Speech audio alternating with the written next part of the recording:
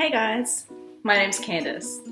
I'm a uni student that started up my own project called the Little Project.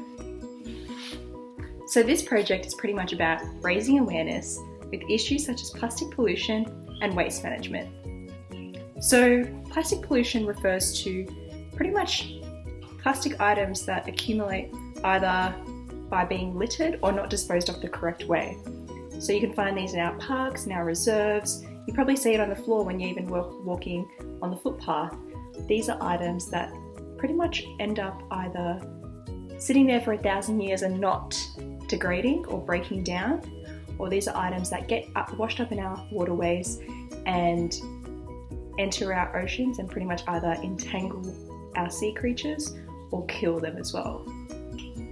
So plastic pollution is a really bad thing, which is pretty much either infecting our environment or also infecting our health.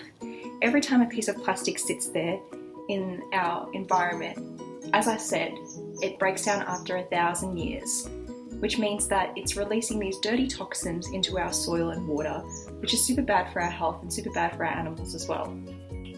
So approximately every year, 8 billion tons of plastic enters our oceans. So as I said, this could be through our waterways, or it could be not being disposed of the correct way.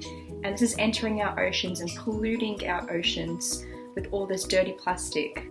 So every year, Plastic Free July, or the Plastic Free Foundation, run a challenge called Plastic Free July. This challenge is basically about trying to minimize our waste, our plastic waste, where possible. So whether this be items alternatives you can find for certain items, or you trying to reduce as much plastic waste as you can be. So I got a couple of items that can help us understand how to reduce our waste where possible. So let's say I go to the supermarket. Instead of taking a plastic bag, why not take a bag like this? Reusable bag. This bag you can use many times over and is better than a plastic bag that usually just generally gets used once and then ends up getting thrown in the bin. Also, every time that you go get a smoothie or you go to McDonald's and you get a straw, you're using that straw once and then you're throwing it in the bin. Why not use an alternative like a bamboo straw or a metal straw? These you can use as many times as you want and save us from pretty much using those many straws over time. Another idea is a takeaway coffee cup or a hot chocolate cup. So whenever you go get a hot chocolate, instead of getting the cup that they give us, drinking out of it and then throwing in the bin, where it either ends up in landfill or it ends up in the ocean, why not take your own cup?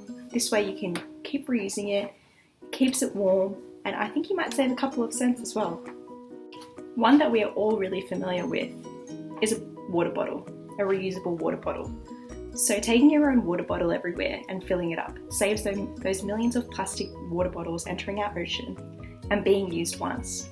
These plastic bottles usually get produced in mass quantities, which means that it's wasting a lot of energy as well. So a place that we dump a lot of our rubbish, or where our general waste goes, is called landfill.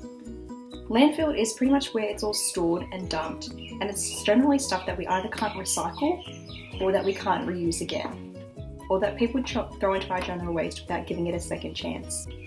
So these are some of the ideas that I've given you in how to reduce your plastic waste. How do you think you can reduce your plastic waste? Is there any extra ideas, or are there any ways around home or outside or at school that you can try to reduce your waste where possible?